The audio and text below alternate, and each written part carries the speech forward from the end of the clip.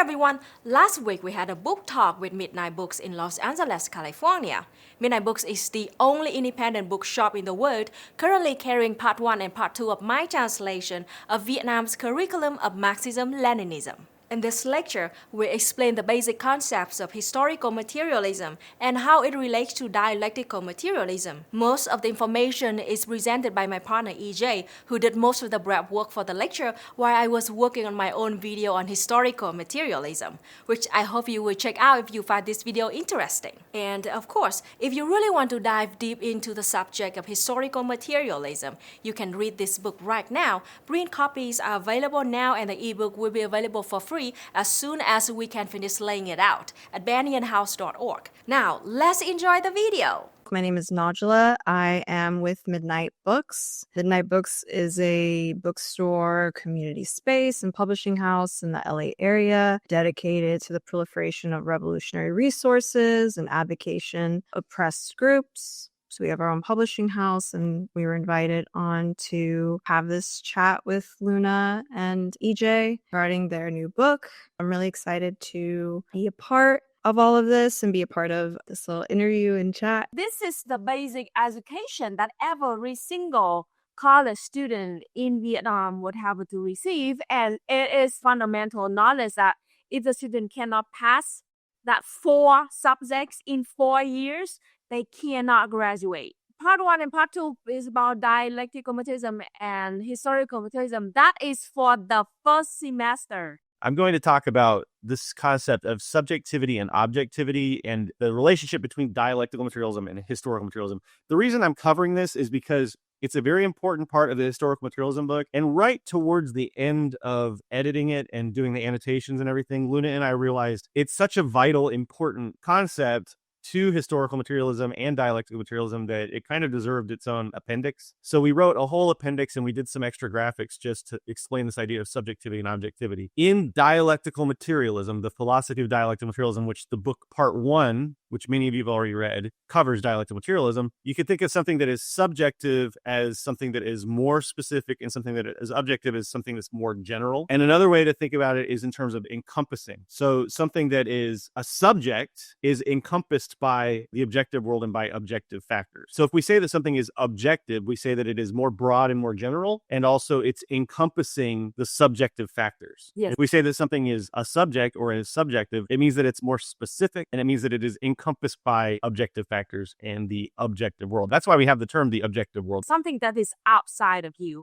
outside of a specific. The internality and externality is also a big factor here. Dialectical materialism is the most objective philosophy of this system of theory, which means it's the most general and it has the most universal application. When we say that dialectical materialism is a universal philosophy, we mean that you can use dialectical materialism to analyze anything and everything. Historical materialism is the application, the subjective application of this objective dialectical materials philosophy to the study of human society. Historical materialism is a more subjective science. It has to therefore follow the objective laws of dialectical materialism.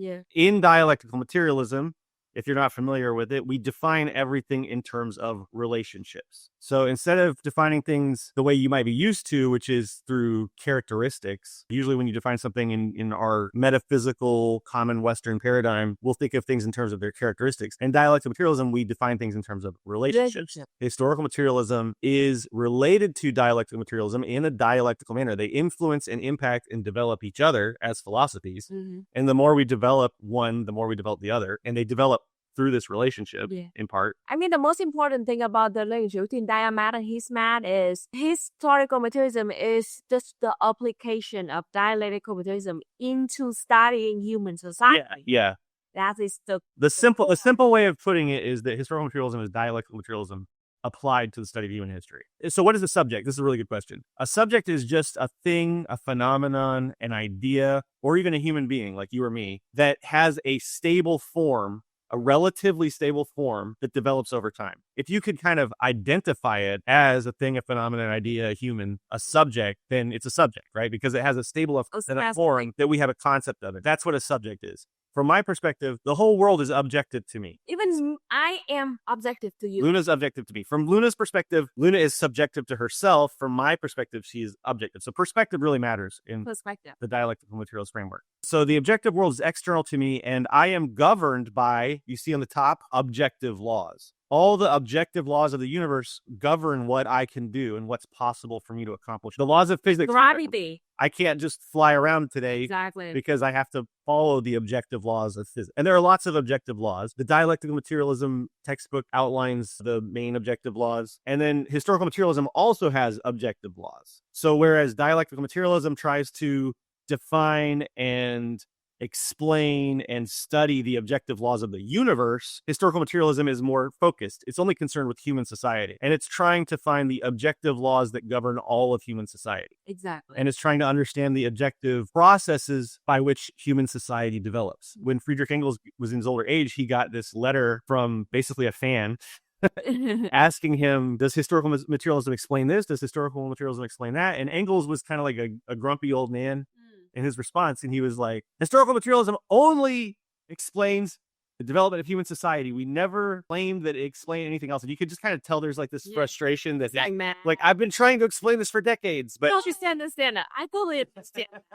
Historical materialism has this very specific application to human society and the development of human society. And it doesn't pretend to explain everything in the universe, although dialectical materialism does try to explain the universal laws that govern everything. So anytime we talk about material conditions, that is an objective factor of human society because the external world is external to us and it governs and regulates what's possible. Exactly. I hope these terms will not get you confused, comrade. Yeah, it's not really so important that you understand every little detail. Just try to get the basic idea. Objective laws govern and develop a subject. Material conditions determine the development of the subject. Other subjects can impact the development. Luna can impact me and I can impact Luna, and we together can impact all of you. Mm-hmm. Yeah, we're impacting. But what's most important, and this is like one of the key takeaways of the book, is that we as a working class can develop and impact the wider society and the world, the development of human society. And the only thing that's holding us back from social revolution right now is social consciousness and class consciousness. And because the material conditions, the objective material economic conditions for socialism and communism already exist because labor processes are already socialized. Our relations of production are already socialized. Like when you go to work, you're working with other people to do your job. So the economic conditions of socialism already exist. And there's already this huge contradiction between the relations of production where we're all working together to do our jobs as workers and the private ownership of capital. That's a huge contradiction that causes a lot of chaos and instability. And capitalism has been unstable since the time that Marx and Engels were writing all this down. But what we're lacking at this moment in the USA and in the Western world, for the most part, is class consciousness. So it's very important the impact that we as subjects have back on those objective material conditions. You are the fish and you have to learn to realize that around you is water. Right. And once we do that, we could swim our way to socialism. There are places in the world where social consciousness and class consciousness are more developed, like Vietnam, where they've already had their social revolution. But even Vietnam has a long ways to go before reaching communism, and they need us, people in Vietnam and Cuba and all these other socialist nations, they need us in the West to get on board the revolution before we can have this global march towards communism, right? Historical materialism and dialectical materialism is a scientific study. If you are thinking of like the way in a scientific study in which you would control for certain factors that you want to measure, that is like changing the subject and then changing the objectivity because you're controlling for certain factors. These objective set of conditions that affect the subject. So it always depends on like what you're studying and what you're controlling for. But in historical materialism, because it's the study of human development and human history, then that subject that you're controlling for. Exactly. And on that note, I want to say too that this whole body of philosophy, dialectical materialism, historical materialism, political economy, and scientific socialism is all from the perspective of the subject of the working class. And so this is all really the science of developing the working class into a revolutionary liberation force. The science happens in our practice, and we learn through practice what works and what doesn't work. So within these objective conditions that Najla is describing of human society, the only reason that we study history in historical materialism is because development is such an important concept of dialectical materialist philosophy. Exactly. Dialectical materialism you could think of as the study of development and how things develop over time. And so in order to understand how things develop, we have to look at history, we have to look at modern history and how things have developed from all the ancient times, and we have to look at what works and what doesn't, and within certain conditions. Because, for instance, the things that Vietnam did in their objective conditions and with their subjective factors, they're not going to be exactly the same things we need to do because, you know, in the USA, where I'm from, things are different. The Vietnamese were under French colonialism and then Japanese fascist occupation and then American imperialist invasion, and they were like an agrarian society when they were having their revolution. We have a much different set of subjective factors, and our objective conditions are different. Yeah. But the overarching objective laws apply to Vietnam. Yeah, they still govern us all the same as human beings.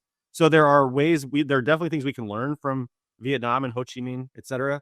But then we have to take those lessons and learn through this kind of theory and also through practice. We have to learn how to apply those lessons into our own specific circumstances. Yeah.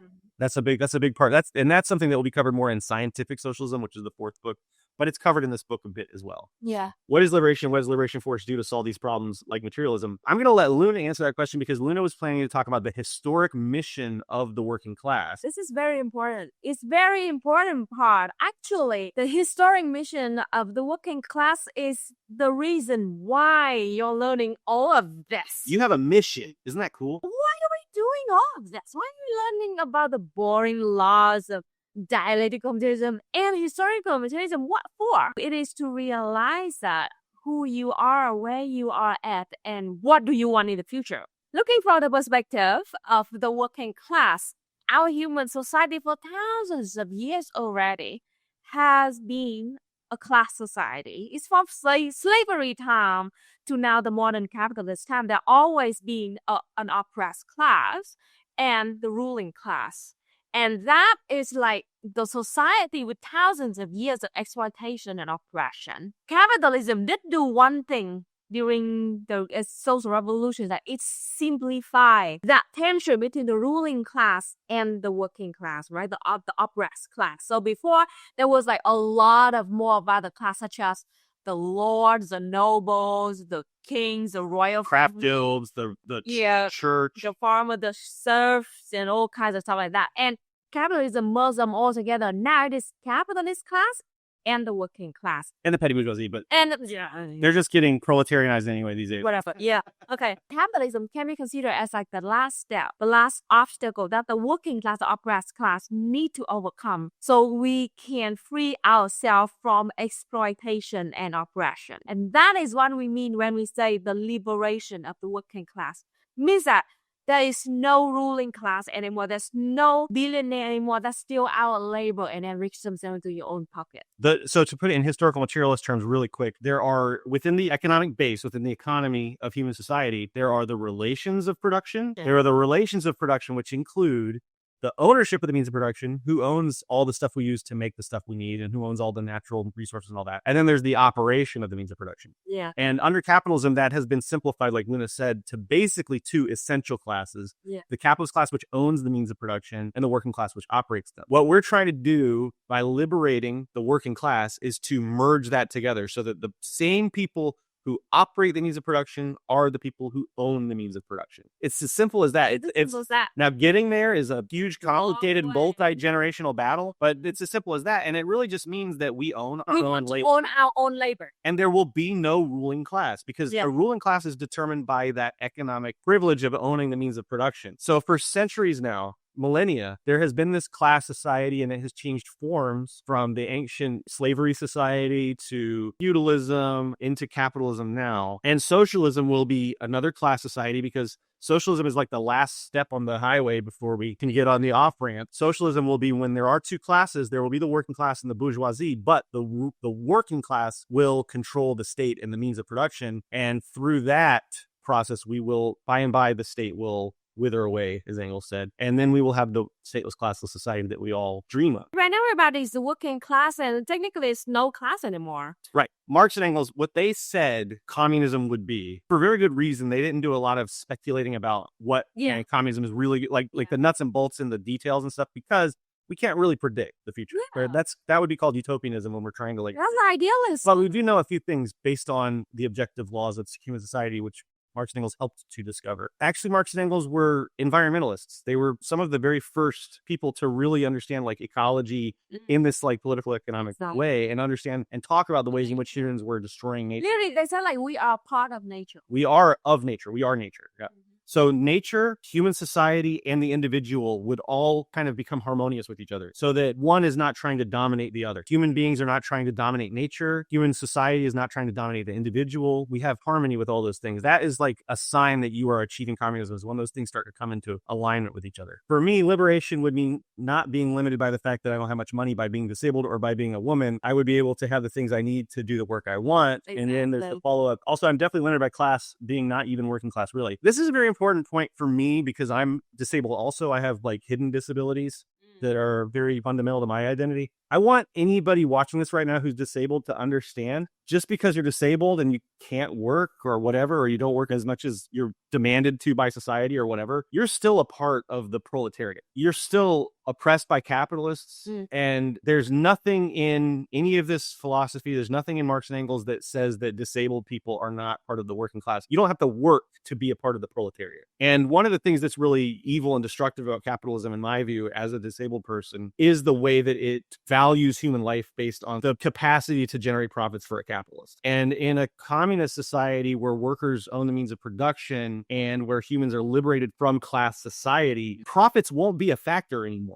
There will be nobody generating profits. So you won't be devalued. We won't be devalued because we can't generate enough profits for a capitalist. Yeah. And I have worked in office environments where I've had to hide my disabilities because if my employer knew that I was disabled, they would have fired me and they would have found a way. And you know, if you're disabled and you've been involved in disabled activism, you know that just because there are like bourgeois laws that are supposed to protect us, they don't mean anything. If my employer found out that I was disabled, they would find a way to fire me. Yeah. And see, South Carolina, it's a right to work state, then they can just fire me. And it's important for workers to understand that too, not just disabled people. We can't be worker essentialist or class essentialist. And a lot of people who first get into communism, they have this kind of vulgar idea of it where it's like, okay, a worker is like a person in a boiler suit with a big wrench. Working in a factory. Yeah, but no, I mean, like, if you are oppressed by capitalism, you're part of the proletariat. That's one of the things that capitalism did, was they flattened everything out into two essential classes. Actually, Ho Chi Minh, I think he used a lot of terms to call that, and not exactly always as workers. We also have other terms such as vô sản, like people who doesn't have any capital. Or he also used the term người lao động, which is the people who work. Yeah. And if you want another way of thinking about it to wrap your head around why a disabled person who doesn't work is part of the proletariat, the real mathematical, and there is a mathematical definition of what makes somebody a worker or what makes somebody a capitalist, it has to do with circulation of money. Exactly. So there's the CMC, which is commodity to money to commodity, which is also called like the traditional form of circulation. And that means you get a commodity, your labor is a commodity under capitalism. Yeah. You have a commodity, you exchange that for money and use that money to buy other commodities to live. Exactly. That's CMC. And in the CMC mode of circulation, you're basically flatlined. You might have a little bit more income over time, but you're not really accumulating wealth the way that a capitalist can, because a capitalist uses the MCM prime mode of circulation, where they start with a lot of money and they buy a commodity just so they could sell it for more money. They're making their money off of profits from buying and selling commodities. They use money to buy commodity to get more money. That is... And disabled people are definitely in that CMC mode of circulation where you are just getting commodities to survive. You're not making your money through investment, basically. You know, like, I think one of the things, like, when we're talking about work, is that I think work and, like, contribution to society comes in so many forms. You know, when I read a lot of, like, these great leaders like Ho Chi Minh, Malcolm X, Kwame Ture, Nkrumah, there is, like, a level of, I think, discipline and work that they put in towards creating a political party, vanguard, organizing, whatever it is, to help like the people and to help create like a class consciousness, a political body that's like committed to developing material conditions progressively for people of the working class. And so I think when people like talk a lot about certain aspects about work, they see it, and a lot of people are rightfully like really triggered from like the exploitation that they've undergone in a capitalist society where work has always been been something that's negative. It's never been connected to any sense of real human development, personal development. It's never been for the betterment of themselves and others. That's something that I think that in our current society, especially in the United States,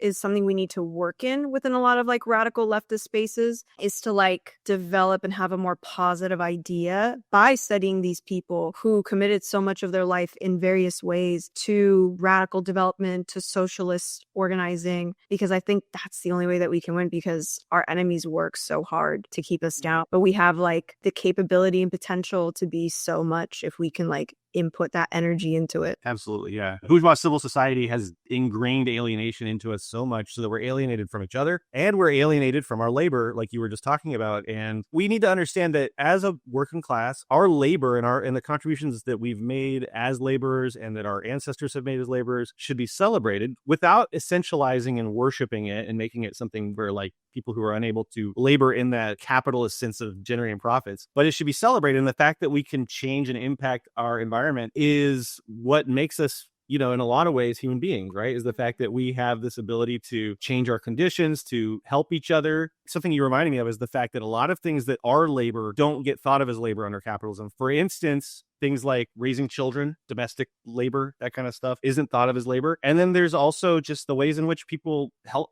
their friends and family and communities out, even just like, you know, being there as like an emotional support for somebody or whatever. Like these are forms of labor in which we have real impact on the lives of our fellow human beings. Under capitalism, it doesn't get thought of as labor because you can't generate a profit. Yeah. Right? That's exactly the problem. The definition of labor in dialectic materialism is just whenever we do something with our conscious activity to impact the world, that's labor. And so there's like productive labor, but not all productive labor is profitable, and not all profitable labor is productive in terms of like actually helping society. There's so many of these quote unquote bullshit jobs where you're going and you're spending maybe 10, 12 hours a day doing something that has absolutely no real social utility. It's just making a capitalist money because they can profit off of your labors. This is class consciousness. What we're talking about right now is class consciousness. Yeah. Understanding the role that we have as a proletariat in human society, and understanding, as Luna was talking about, our historic mission to end class society. That's class consciousness. And it's really as simple as that. But within that simplicity, there's all this complexity. I have difficulty. I don't know where I can be sure to get help. I can't even understand basics. Just want a better life. As an individual, you and I and Luna and Najla and all of us are incredibly weak. No offense to anybody. Yeah, I mean, yeah. Myself included in that. We're all weak as Me individuals. alone. We can't do anything. Yeah. But the power comes from realizing that we are an economic class that operates the means of production. In that sense, we have all the power. It's not all on my shoulders. It's not all on your shoulders. That's where the whole mantra of from each according to their ability to each according to their need. Some of you watching this right now have a lot more need than ability in some ways, but in other ways, you might have more ability than need, right? So collectively as a class, we have a tremendous amount of ability, and all we have to do is organize that ability and build class consciousness so that we can, through our labor, through our revolutionary activity, change the world together. Yeah. So if you feel overwhelmed, don't feel bad. Everyone's overwhelmed right now. Everyone's alienated. Capitalism is a miserable system that produces a lot of misery for workers, but that doesn't mean you're hopeless. Yeah. You just need to find ways of connecting with the community and building class consciousness. And that's what it's all about. We're not going to do it overnight. It's a multi-generational project. In Vietnam, a lot of people have given their lives for this project and have faced very, very, very dire circumstances, but they continue to struggle, and I see it every day. That's all I've got to say, I guess, for now. I just want to be respectful of our host's time, but yeah, maybe you could take this question and segue that into the closing here. So Gabe kind of answered it actually in the comments. He kind of runs a lot of the store and everything, and so has dealt, I think, a lot more with the kind of attention that Midnight Books has gotten, especially on events that we've done, educational events with like certain, you know, countries that aren't very popular within the West, but especially in LA, there's a large Zionist like population there. So like that's kind of where a lot of the harassment will come from. But like Gabe said, we just kind of deal with it. I'm not going to let us scare them. We have our communities, we have our people who are like very supportive of Midnight, always show up for us. Yeah, as long as we tap into those people, into those communities who are there for us, who are supportive of us, who are doing the work, I don't really think that there's anything that we should be scared of. Solidarity goes a long way. We appreciate Midnight Books giving us the opportunity to have the book, you know, in the store. That's really huge for us. We've been working with Midnight Books for years now. It's a really, really fantastic. It's not just a bookshop. I think people should understand that. It's a lot more than a bookshop. It's a community fixture in LA, and we really hope that one day we can visit in person and see all of y'all in person. But thank you for having the book, and thank you for talking to us today. And I'll let you just make one more good plug for Midnight Books before we call it night. Thank you for having us. Thank you for having us host you for your first live in a while. It's an honor. You guys are great. You guys are super smart. All the people in the chat have been really great. And yeah, anytime anyone's in LA or anything, please come through. It really isn't just a bookstore. It's like a resource community hub. We have so many resources for people. We connect people with so many different organizations in LA, in California, and obviously around the world. And it's really a great honor, and especially with everything that's been going on in LA with ICE and the riots and everything, it's been really impressive and amazing to see the type of coalitions that people are forming and people coming together, and that capacity that we've been like talking about to raise class consciousness, to get people committed to organizing and creating real coalitions of power that actually benefit our communities. That's been super important. The ebook, you guys, will be available soon. The book is available for purchase from banyanhouse.org. And banyanhouse.org/shop. I'll put the banner up for that real quick too. It'll also be available on you. There's also other books, but you guys can check us out on midnightbooks562.com. And then we also are available in person in LA. You guys can check us out on Instagram at Midnight Books. We have all our information listed there. You guys can check up on events. Thanks everyone for having us. Thank you, EJ and Luna, for hosting this and having this great. Thank you so much to Midnight Books for stocking our curriculum. If you are near Los Angeles, I hope you will give them a visit and learn more about all the work they do in their community. And if you know a good independent bookshop in your area, maybe you can recommend that they carry our books. We offer copies at cost to revolutionary bookstores and political organizations. Oh, and if you're still watching at this point, one more thing. I am currently working on translating part 3 of this curriculum on political economy. It's going to take a lot of work to finish this one, and you can support my translation work at givebutter.com/political economy. It's a lot of work translating these freaking things, so your support is highly appreciated. Let me know if you have any questions about historical materialism. Thanks for watching. Bye!